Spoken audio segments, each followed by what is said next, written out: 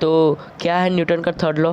It says that to every action there is an equal and opposite reaction. यानी कि Newton का third law ये कहता है कि जितने भी एक्शन होते हैं उसका कोई ना कोई अपोजिट रिएक्शन ज़रूर होता है। जैसे कि मान लेते हैं कि ये कोई वॉल है, इस पे कोई आदमी 10 न्यूटन का फोर्स लगा रहा है, तो दीवार जो है उसको अपोज करते हुए उसके अपोजिट डायरेक्शन में, जिस डायरेक्शन में उस आदमी ने फोर्स लगाया उसके अपोजिट डायरेक्शन में सेम फोर्स अप्लाई करेगी, अपोज करते हुए सेम फोर्स अप्लाई करेगी।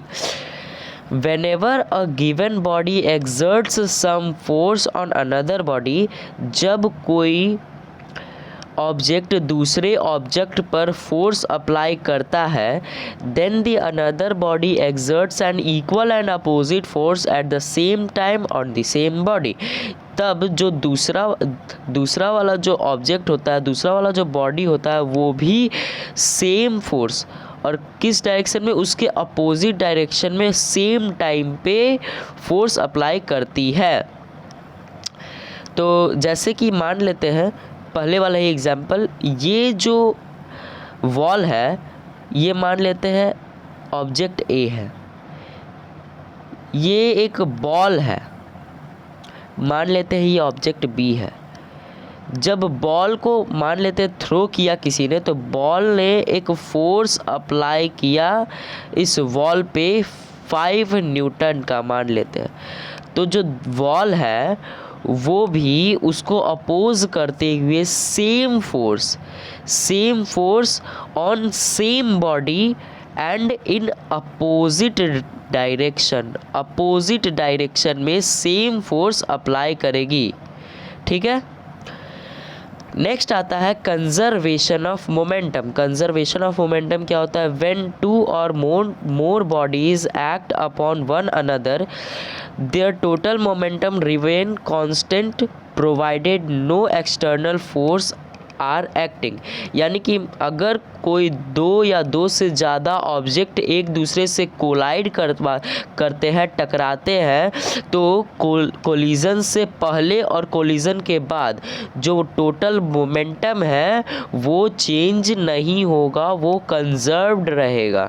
ठीक है। इसको और अच्छे से समझने के लिए नेक्स्ट जो है डायग्राम से समझते हैं। सबसे पहले मान लेते हैं ये एक रोड है, इस पर ऑब्जेक्ट ए और ऑब्जेक्ट बी एक दूसरे की ओर बढ़ रहे हैं। ऑब्जेक्ट ए जो है वो उसका इनिशियल वेलोसिटी u1 मान लेते हैं, और ऑब्जेक्ट बी जो है उसका इनिशियल वेलोसिटी u2 मान लेते हैं, और मान लेते हैं कि ऑब्जेक्ट ए का मास m1 है और ऑब्जेक्ट बी का मास m2 है।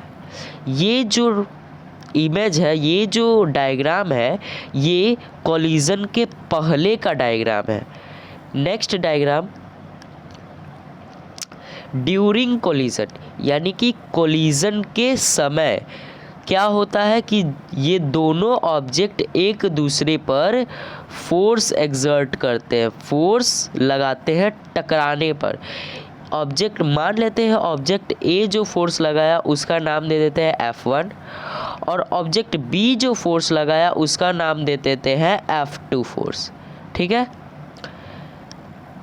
और एक और बात ध्यान रखेंगे कि जो मास होता है वो कभी चेंज नहीं होता, इसीलिए ऑब्जेक्ट ए का मास m1, ऑब्जेक्ट बी का मास m2 ही रह जाएगा। ठीक है। अब कोलिजन के बाद आफ्टर कोलिजन का डायग्राम, जिसमें क्या होता है कि दोनों जो ऑब्जेक्ट है एक दूसरे से टकरा गए। अब टकराने के बाद जो ए ऑब्जेक्ट है वो पीछे के डायरेक्शन में v1 वेलोसिटी से जाने लगा, और ऑब्जेक्ट बी जो है वो भी अपोजिट डायरेक्शन में जाने लगा v2 स्पीड से, v2 वेलोसिटी से।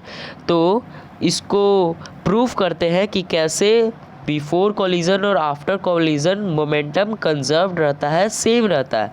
तो सबसे पहले जो दोनों फोर्स लगा F1 इक्वल टू F2 होगा।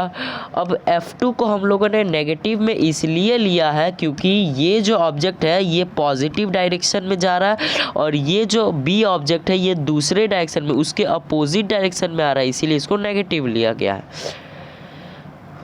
F1 equal to F2, force 1 equal to force 2, ठीक है। Force equal to mass into acceleration होता है, इसलिए m1 into a1 equal to minus m2 into a2, ठीक है। हम लोग एक्सेलरेशन को v minus u by T लिख सकते हैं, इसीलिए यहाँ m1 ब्रैकेट में v1 minus u1 divided by t1 is equals to minus m2 bracket में v2 minus u2 by t2। अब जो टाइम है एक ही टाइम पे दोनों एक दूसरे से कोलाइड कर रहे हैं, यानी कि दोनों टाइम इक्वल है, इसीलिए जो दोनों टाइम है वो कैंसिल आउट हो गया। तो उसके बाद क्या हुआ, इसको इंटू करने पर m1 v1 minus m2 u2, m1 v1 minus m1 u1, और दूसरे को इंटू करने पे आ गया minus m2 v2 plus m2 u2। और उसके बाद इसको क्या किया हम लोग, जो माइनस m2 v2 है उसको हम लोग इस तरफ लेके आए, इक्वल के दूसरे साइड लेके आए, तो माइनस साइन था ये पॉजिटिव में कन्वर्ट हो गया। और ये जो m1 u1 है, माइनस m1 u1 है, इसको हम लोग इक्वल टू के दूसरे साइड लेके गए तो ये पॉजिटिव में कन्वर्ट हो गया और बन गया m1 u1 plus m2 u2। इसीलिए m1 u1 plus m2 u2 equal to m1 v1 plus m2 v2। तो टोटल मोमेंटम बिफोर कॉलिजन, ये टोटल मोमेंटम बिफोर कॉलिजन हो गया और ये total momentum of after collision, दोनों सेम हो गया।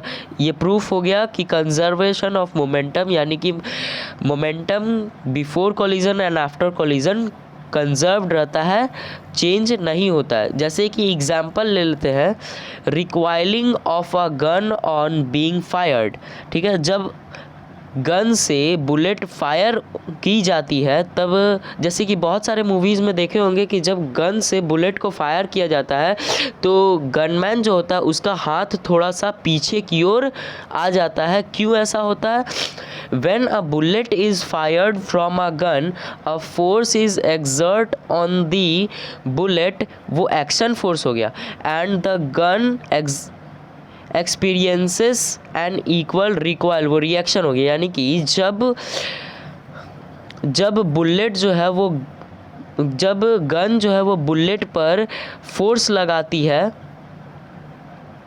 तब जो बुलेट है वो आगे की ओर जाती है। और हम लोगों ने पढ़ा है कि every action has a equal and opposite reaction, यानी कि बुलेट पर अगर गन ने फोर्स लगाया तो बुलेट भी तो गन के ऊपर फोर्स लगाएगी। तो इसलिए और बिफोर और आफ्टर कोलिजन दोनों सेम होना चाहिए। तो मोमेंटम को कंजर्व्ड रखने के लिए जो गन है वो पीछे की ओर रिक्वाइल कर जाती है।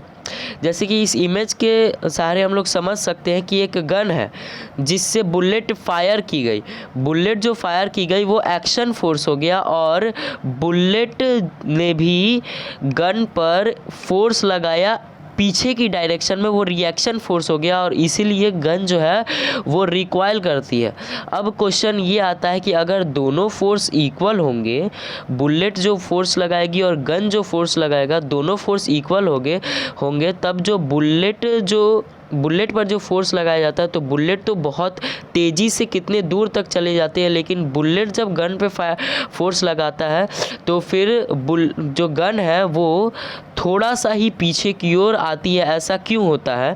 तो force equal to mass into acceleration होता है। अगर हम लोग ये जो टर्म है इसको हम लोग, ये जो टर्म है इस टर्म को हम लोग लिख सकते हैं A is equals to F by M इसका मतलब ये हुआ कि एक्सेलरेशन और मास दोनों इन्वर्सली प्रोपोर्शनल है, यानी कि अगर मास बढ़ जाएगा तो एक्सेलरेशन घट जाएगा और अगर मास कम हो जाएगा तो एक्सेलरेशन बढ़ जाएगा। इसी के कारण कि गन का मास जो है वो ज़्यादा है इसलिए एक्सेलरेशन कम होता है, यानी कि वो कम स्पीड से रिकॉइल करता है और बुलेट का मास गन के मुकाबले बहुत ज़्यादा कम होता है, इसीलिए उसका एक्सेलरेशन बढ़ जाता है।